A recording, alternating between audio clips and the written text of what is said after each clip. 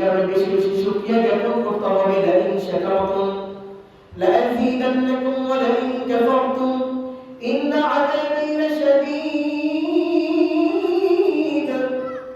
আল্লাহ রাব্বুল আলামিন বলেন, বান্দা তুমি আমার শুকরিয়া জ্ঞাপন করো, তুমি আমার শুকরিয়া আদায় করো, বেশি থেকে বেশি শুকরিয়া আদায় করো। লাযীদান্নাকুম, তুমি যদি শুকরিয়া আদায় করো আমি আল্লাহ তোমাকে আমি শুকরিয়ার কারণে নিয়ামত বৃদ্ধি করে দিব। সুবহানাল্লাহ। প্রক্ষান্তরে যদি তুমি শুকরিয়া জ্ঞাপন যদি না করো, তুমি যদি বলে হ্যাঁ আল্লাহ আমাকে 5 তারা দিয়েছে, ওকে তো আল্লাহ 10 তারা দিয়েছে, আল্লাহ কেন আমাকে কম দিয়েছে? মানুষের তো চাওয়ার কোনো শেষ নেই, চাওয়ার শেষ আছে। আমার এইটুকু আছে, আমার তো আরো লাগবে, আমার এটা আছে, আমার ওটা লাগবে। আমাকে 20,000 টাকা দেওয়া হয়েছে, হ্যাঁ ওকে কেন 50,000 দেওয়া হলো, আমাকে কেন মাত্র 30 দেওয়া হলো? ঘরের মধ্যে বড় মহব্বত করে মায়ের করে ভালোবেসে স্ত্রীর জন্য একটা শাড়ি কিনে নিয়ে গেলেন। হে আমার প্রিয়তমা, হে আমার স্ত্রী, আমার শপথ অনুযায়ী তোমাকে 20,000 টাকা দিয়ে একটা শাড়ি দিলাম। স্ত্রী দেখলেন মনটা খারাপ করে, প্রথম একটু খুশি ছিল, পাশের ঘরে যায় যখন দেখছে যে তার স্বামী তাকে কি দিয়েছে, শাড়ি দিয়েছে। এবার স্ত্রী বলে হ্যাঁ তুমি দিছো আমাকে 20,000 টাকা, ওটা হলো 30,000 টাকা। মোশামত খারাপ, একবার মুখে গম্ভীর করে বিবাহ বসে আছে। এবার আপনি বসে গেলেন, কি হচ্ছে প্রিয়তম আমার স্ত্রী, তোমার কি করেছে, মন কেন খারাপ? স্ত্রী ডাক দিয়ে হ্যাঁ মাত্র 20,000 টাকা দিয়ে শাড়ি দিচ্ছে, জানো মাসের বছর স্বামীকে 30,000 টাকা দিয়ে শাড়ি দেওয়া হয়েছে। শুকরিয়া নেই, স্বামী বেচারা এত কষ্ট করে তাকে শাড়ি দিল, অথচ এখন স্বামীর মনটা বেজার হয়ে গেল, হায় কার জন্য কষ্ট করে নিয়ে আসলাম, সে এটা তো খুশি না। এই কারণে শুকরিয়া যার মধ্যে অল্পে তুষ্ট নাই, যে অল্পতে খুশি হতে পারে না, তাকে ভরে দিলেও সে খুশি হয় না। এই কারণে শুকরিয়া জ্ঞাপন করতে হবে, বেশি থেকে বেশি শুকরিয়া আদায় করতে হবে। এই যদি শুকরিয়া আদায় করি না, আমার বাড়িয়ে দিবে কে? আর যারা কে নিয়ামত করবে, আল্লাহ নিয়ামত বৃদ্ধি করবে কে? আল্লাহ তাআলা বলে যে তুমি আমার শুকরিয়া আদায় করবা, আমি আল্লাহ তোমাকে নিয়ামতের এই শুকরিয়া আদায় করবার কারণে আমি তোমাকে নিয়ামতের মধ্যে বৃদ্ধি দান করব, আরো বেশি জাযা দান করব।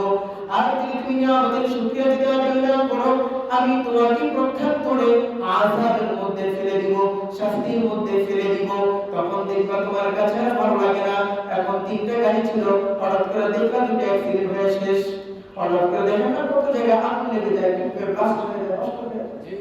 যারা শুকরিয়া নেই, এই কারণে সর্ব অবস্থায় শুকরিয়া আদায় করতে হবে কার? আল্লাহ। এই কারণে এই শাবান মাস দিয়েছেন কে? আল্লাহ। সাথে রমাদান দিচ্ছে, এই যে রমাদান দিবে, আমি যদি 4 দোকানের পর্দা লাগাই দিয়ে ভিতরে ঢুকে ঢুকে পানি খাই, চা খাই, নাস্তা খাই, তাহলে কি এটা শুকরিয়া আদায় হবে? না। শুকরিয়া আদায় হবে? না। শুকরিয়া আদায় হবে না। এই কারণে এটা শুকরিয়া তখনই আদায় হবে যখন আপনি আল্লাহ তাআলার হুকুমকে পরিপূর্ণ মানবেন। ঠিক। আল্লাহ তাআলা বলেছেন তুমি সিয়াম সাধনা করো, শাহরু রমাদানাল্লাযী উনজিলা ফীহিল কুরআন। এই মাসে আল্লাহ রাব্বুল আলামিন কুরআন নাযিল করেছেন মানুষের হিদায়াতের জন্য। হ্যাঁ, এই হিদায়াতের জন্য কত শক্তি আল্লাহ তাআলা কুরআন দিয়েছেন। শাহরু রমাদানাল্লাযী উনজিলা ফীহিল কুরআন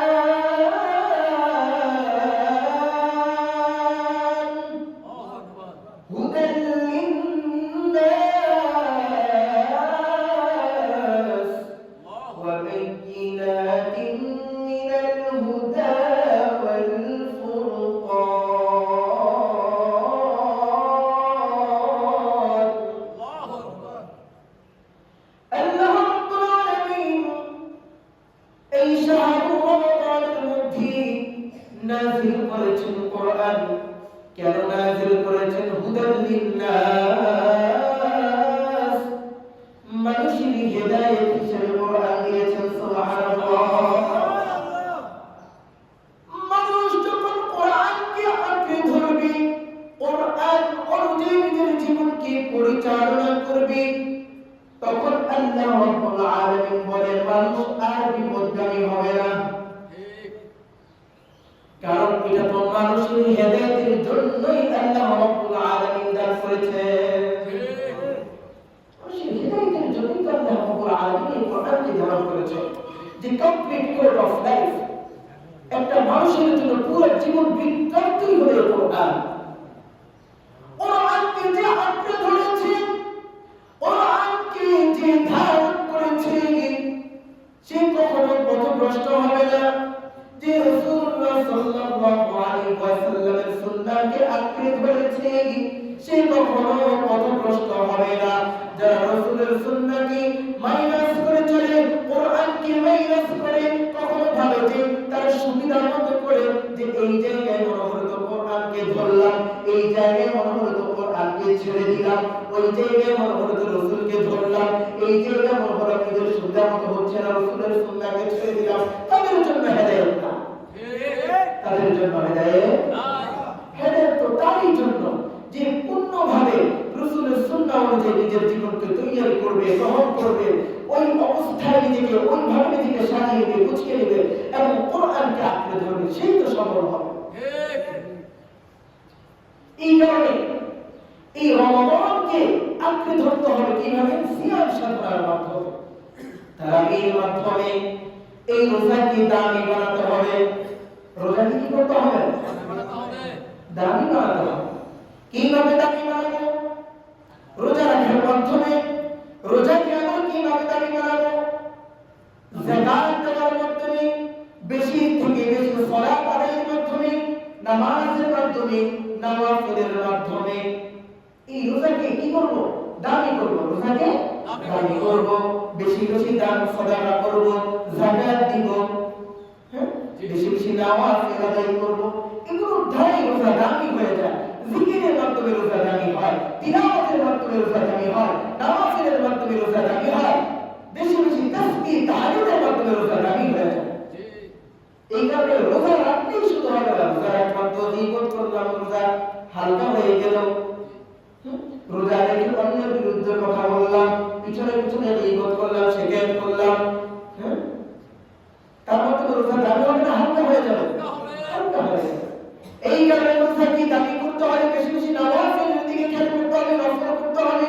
নওয়াফিল নামাজ আছে, দান আছে, সাদাকা আছে, বেশি বেশি জিকির করেন, কথা কম বলি, ফাহিশা কাজ না করি, ঠিক না? ফাহিশা কাজ থেকে বিরত থেকে জিকিরের মধ্যে মশগুল হই। ব্যবসা করতেছি আর এদিকে ব্যবসার কাজ চলে, মনে মনে করে সুবহানাল্লাহ ওয়ালহামদুলিল্লাহ ওয়া লা ইলাহা ইল্লাল্লাহ ওয়াল্লাহু আকবার।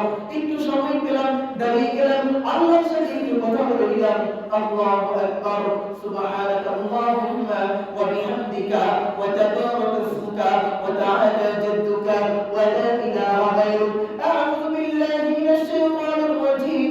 বিসমিল্লাহির রাহমানির রাহিম। একটু লক্ষ্য করে দেখেন না কোরআন কত দামি জিনিস। হায় তুমি আপনি নামাজে দাঁড়ান, আপনি যদি নামাজের মধ্যে দাঁড়িয়ে যেতে পারেন, আর যদি আপনি এই রোজাদার অবস্থায়, আপনার এই রোজাদারের অবস্থায় খালি মুখে কেমন যেন শুকিয়ে যায়, বুকটাও কেমন যেন শুকিয়ে গেল, ওই কলিজা শুকিয়ে যাচ্ছে এমন অবস্থা, তার মধ্যে আপনি আবার দাঁড়িয়ে গেলেন আল্লাহর সামনে, দাঁড়িয়ে দাঁড়িয়ে আপনি আল্লাহর সঙ্গে কথা বলেন। দেখেন না দুনিয়ার কোনো কথা বলতে এতদিন পাওয়া যায় না, আল্লাহর সাথে কথা বলার মধ্যে কত মজা পাওয়া যায়। আলহামদুলিল্লাহি রাব্বিল আলামিন আর রহমানির রহিম মালিকি ইয়াউমিদ্দিন ইয়্যাকা না'বুদু ওয়া ইয়্যাকা নাস্তাঈন ইহদিনাস সিরাতাল মুস্তাকিম সিরাতাল লাযীনা আন'আমতা আলাইহিম গায়রিল মাগদুবি আলাইহিম ওয়ালাদ-দাল্লিন। বিসমিল্লাহির রহমানির রহিম ওয়াশ-শামসি ওয়া দুহাহা ওয়াল কমারি ইযা তালাহা ওয়ান নাহারি ইযা জাল্লাহা ওয়াল লাইলি ইযা ইয়াগশাহা والسماء وما بناها والأرض وما طحاها ونفس وما سواها فألهمها فجورها وتقواها الله أكبر. إذا الله شهد وتعالى المتكين وجهه والليل إذا يغشى والنهار إذا تجلى. এক আয়াতের সাথে আরেক আয়াতের কত মিল। দুনিয়ার কোনো ঝগড়া মিল হবে না, দুনিয়ার কোনো কথা এতটা মিল হবে না যতটা কথা আল্লাহ তাআলার কালামের থাকবেন তো আর মন ভরে করে আল্লাহর সাথে কথা বলতে থাকবেন। এর থেকে মজাদার কিছু হতে পারে না, এর থেকে আর মজাদার কোনো কিছু হতে পারে না। আল্লাহর সাথে কথা বলার মাধ্যমে কি মজা পাওয়া যায়? দুনিয়ার কোথাও আর মজা পাওয়া যাবে না, কোথাও আর মজা পাওয়া যাবে। এই কারণে ভাই আমার, আল্লাহর শুকরিয়া আদায় হবে কিভাবে? রোজা রাখার মাধ্যমে আল্লাহর শুকরিয়া আদায় হবে, তাসবিহ তাহলিলের মাধ্যমে শুকরিয়া আদায় হবে, নামাজের মাধ্যমে কি শুকরিয়া আদায় হবে? আল্লাহ তাআলা আপনাকে মেহমান হিসেবে রমাদান দান করেছে, কিন্তু আপনি রমাদানের শুকরিয়া আদায় করলেন না। যে কেমন শুকরিয়া আদায় করলাম না, আপনি ঠিকমতো নামাজ পড়লেন না, ওয়াক্ত চলে যাচ্ছে, আপনি ব্যবসায় মশগুল আছেন, আপনি এইভাবে রোজা চলে যাচ্ছে, সারাটা দিন এইভাবে চলে গেল, কোনোভাবে আপনি তাসবিহ তাহলিল করলেন না, কোরআন পড়লেন না, কেমন যেন কোনো রকম খেয়ে সারাদিন উপাসই থেকে গেলেন। সারাদিন কেমন যেন উপাস থাকার মতো আপনি দিনটাকে পার করিয়ে দিলেন, অথচ আপনি অন্য কোনো ইবাদত আর করলেন না। তাহলে এর দ্বারা কিন্তু পরিপূর্ণ শুকরিয়া আদায় করা হয় না। আমি আপনার শুকরিয়া কিভাবে আদায় করব? আপনি আপনার পিতার শুকরিয়া কিভাবে আদায় করবেন? আপনি আপনার পিতার শুকরিয়া তো এইভাবে আদায় করেন যে আপনার বাবা যেভাবে বলে আপনি সেইভাবেই চলেন। বাবার কখন কোন জিনিসের প্রয়োজন আপনি ছুটে যান বাবার জিনিসটা পূর্ণ করবার জন্য। স্ত্রীর শুকরিয়া কিভাবে আপনি আদায় করেন? ভালোবাসার স্ত্রী, প্রিয়তমা স্ত্রী, তার জন্য আপনি সব করে ফেলতেছেন, সে যা চায় তাই দিচ্ছেন। ভালোবাসার জায়গা থেকে আবদারগুলো পূরণ করতে হয়। সন্তানের জন্য কিভাবে হক আদায় করেন? সন্তানের চাওয়ার আগে কেমন যেন আপনি সন্তানের চাহিদাগুলো পূর্ণ করবার চেষ্টা করেন, অথচ যে আল্লাহ আপনাকে বানিয়েছি, যে আল্লাহ তাআলা আপনাকে সৃষ্টি করেছে, আশরাফুল মাখলুকাত হিসেবে সৃষ্টি করেছে, যে আল্লাহ তাআলা আপনাকে সুন্দর করে অবতার করেছেন, ওই যে কবির ভাষায় বলে, এই কি বলে, আল্লাহ আপনি আমাকে আসমান দিয়েছেন, আমার মাথায় ছাদ হিসেবে আসমান দান করেছেন, আপনি আমাকে জমিন দিয়েছেন, চলাচলের জন্য রাস্তা বানিয়ে দিয়েছেন। আল্লাহ 3.5 হাত কোটির মধ্যে কত সুন্দর অবয়ব আপনি দান করেছেন। চোখের জায়গায় চোখ, রুর জায়গায় রু, চুলের জায়গায় চুল, মাথার জায়গায় মাথা, হাতের জায়গায় মাথা। বান্দা তুমি দুনিয়ার এদিক সেদিক তাকাও, দেখো কত জায়গায় মানুষগুলো ইসলামের মরে যাওয়াটা পড়ে আছে, কারো হাত নাই, কারো কেমন যেন এই জায়গা দিয়ে কি এমন বিশাল একটা ফুলে আছে, কারো পা নাই, কারো হাত নাই, কারো চোখ নাই, কারো নাক নাই, কারো দাঁত নাই। এইভাবে অন্য পতঙ্গের মধ্যে কত জায়গায় কত কিছু অভাব। আল্লাহ তোমাকে কত সুন্দর অবয়ব দিয়ে তৈরি করেছেন, কত সুন্দরভাবে তোমাকে তৈরি করেছেন। এই দুনিয়ার কোন মানুষ কি তোমাকে এইভাবে সৃষ্টি করতে পারবে? তুমি দুনিয়ার মানুষের জন্য সামান্য পার্সেন্ট দুনিয়াতে থাকবা, অল্প একটু হায়াতের মধ্যে থেকে তুমি তোমার স্ত্রীকে এত পরিমাণ ভালোবাসো, সন্তানকে এত পরিমাণ ভালোবাসো, বাবাকে এত পরিমাণ ভালোবাসো, ব্যবসাকে এত পরিমাণ ভালোবাসো, এত ভালোবাসতে বাসতে গিয়ে তুমি তোমার আল্লাহকে মাইনাস করে দিয়েছো। দুনিয়ার সব কাজ তোমার হয়ে যায়, শুধু আল্লাহর কাজগুলো কেমন যেন তুমি করতে পারো না। দুনিয়ার যেখানে যা দরকার শুধু তাই তুমি করো না। এইভাবে তুমি শুধু এতটুকুই করে খেলতে হয়, আল্লাহর বিধানকে মাইনাস করে দিয়ে কখনো সুদের মধ্যে ঢুকে গেছো, কখনো সুদের মধ্যে ঢুকে গেছো, কখনো হারামের মধ্যে ঢুকে গেছো, কখনো অন্যায় অশ্লীলের মধ্যে ঢুকে গেছো, নামাজ ছাড়ার মধ্যে ঢুকে গেছো, ফাহিশার কাজের মধ্যে ঢুকে গেছো, মিথ্যার মধ্যে ঢুকে গেছো, কাযযাব হয়ে গেছো, নামাজ ছেড়ে দিয়েছো, জায়গায় জায়গায় মানুষের হক কিন্তু আত্মসাৎ করে নিয়েছো। কি জবাব দিবা আল্লাহ তাআলার কাছে? অথচ আল্লাহ তোমাকে এত মায়া করে বানিয়েছে, এত সুন্দর করে সৃষ্টি করেছে, এত সুন্দর অবয়ব দান করেছে, তুমি সেই আল্লাহর শুকরিয়া আদায় করো না। তুমি আল্লাহকে ভুলে গিয়ে শুধু দুনিয়া নিয়ে ছুটে আছো। তাহলে শুধু দুনিয়া। হ্যাঁ, এই কারণে কবির ভাষায় বলে, কথা তো বলেছিলাম, তুম মুঝে আসমান দিয়া, তুম মুঝে আসমান দিয়া, তুম মুঝে রাস্তা দিয়া, नेमतों से भर दिया और सबसे बेहतर कर दिया।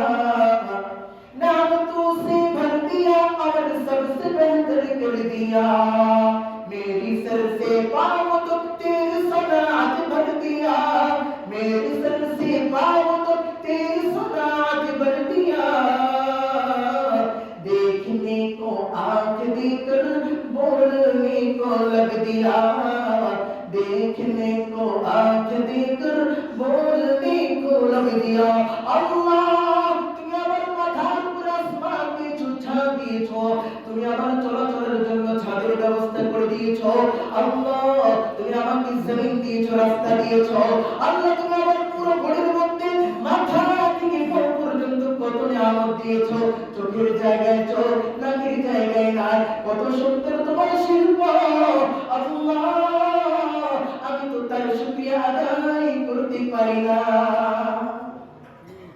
কবির ভাষায় বলতে চাই না তাহলে রমাদানের শুকরিয়া আদায় হবে কিভাবে টেলিভিশন দেখার মাধ্যমে টেলিভিশন দেখার মাধ্যমে কতগুলো অপদার্থ এমনও থাকবে কতগুলো মানুষ তো এমনও থাকবে যারা মানুষ দেখতে রূপী মানুষ তারা নামে মাত্র মুসলিম দেখবেন রমজান আসলো চায়ের দোকানে তারা পর্দা টানিয়ে দিবে নিজেও গুনাহ করে নিজেও বেরোজগারি থাকে অন্য কেউ রোজা ভাঙবার সুযোগ করে দেয় শুধু এইটুকুই না কিছু মানুষ তো এমন থাকবে যারা নামে শুনতে মানুষ দেখতে শুনতে মানুষ দেখবেন রমজান তাদের সুখুশের কোনো কি নাই নিয়ন্ত্রণ নাই একেবারে মাশাআল্লাহ বিসমিল্লাহ ছাড়া আবার এসে দোয়া করব হুজুর দোয়া করে যেন আল্লাহ তাআলা ব্যবসা বরকত দেয় তাহলে এগুলো জায়গা পাবো না এই রমজান মাসটা এমন মাস যে মাসের মধ্যে আপনি আল্লাহ তাআলার কাছে আর কাছে চলে যাবেন সম্পর্ককে আরো দৃঢ়ভাবে তৈরি করবেন ভালোভাবে তৈরি করবেন এই মাসটা এমন মাস মানুষ আল্লাহ তাআলার কাছে চেয়ে ক্ষমা নিয়ে নেবে মানুষ আল্লাহ তাআলার কাছে চলে যাবে এই মাস তো সেই মাস যে মাস আল্লাহ তাআলার সান্নিধ্য লাভের মাস যে মাস কিসের মাস জোরে বলেন আল্লাহ তাআলার নৈকট্য অর্জনের মাস নৈকট্য লাভের মাস ইয়া আইয়ুহাল্লাযীনা আমানু ইসতাঈনু বিস-সাবরি ওয়াস-সালাহ এই মাসে মানুষ সর্বদাই তো ধৈর্য ধরতে হবে হঠাৎ করে দেখলেন একটু অসুস্থ ভাব লাগে রোজাটা ছেড়ে দিলাম এগুলো করা যাবে না জি না সবর করতে হবে ধৈর্য ধারণ করতে হবে কিছুদিন আগে আমাকে একটা মানুষ বলতো হুজুর মাঝে মাঝে তো প্রতি বছর একটা ভিডিও নিয়ে যায় না কি করব পারি না ভাই আল্লাহকে ভয় করেন আল্লাহকে ভয় করেন আল্লাহকে ভয় করেন দেখবেন আল্লাহ তাআলা আপনার জন্য নসরত নাযিল করবে আল্লাহ তাআলা আপনাকে সাহায্য করবে ইয়া আইয়ুহাল্লাযীনা আমানু ইসতাঈনু বিস-সাবরি ওয়াস-সালাহ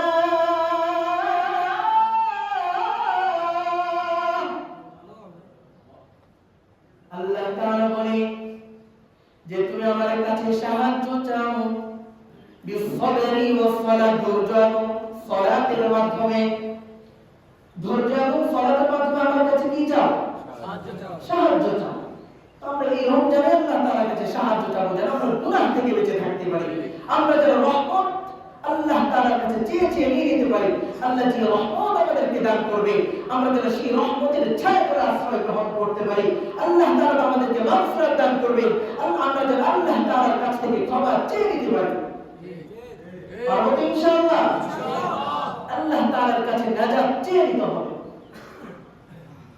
কারণ ভাই দুনিয়া বড় সংক্ষিপ্ত একটা সফরের জায়গা দুনিয়া মাযআদুল আখিরাহ দুনিয়া হচ্ছে মুমিনের জন্য কি বাজার স্বরূপ এই জায়গা থেকে মানুষ খরিদ করবে সে তার জীবনকে গঠন করবে এখানে মানুষ চাষ করবে আখিরাতের চাষ সে নিজেকে তৈরি করবে তার আমল সেখান থেকে তৈরি করে সে তাকে আখিরাতের জন্য নিজেকে তৈরি করে নেবে এটা তো সেই জায়গা কিন্তু আমরা এই জায়গায় এসে কি করি শুধু আমাদের এটা লাগবে ওটা লাগবে এটা লাগবে চাওয়ার কোনো শেষ নেই এই কারণে মুমিন ব্যক্তি সবাই এক না মুমিন ব্যক্তি সবাই এক না কিছু মানুষ দেখবেন মুরব্বী বৃদ্ধ তাদের কাছে যে ভাই কি অবস্থা চাচা কি অবস্থা বাতিজা দুনিয়া তো শেষ, দোয়া করো যেন একটু ইমানের সাথে যেন আল্লাহ তাআলার কাছে যাইতে পারে, কালিমাটা পড়ে যেন মরণটা হয়।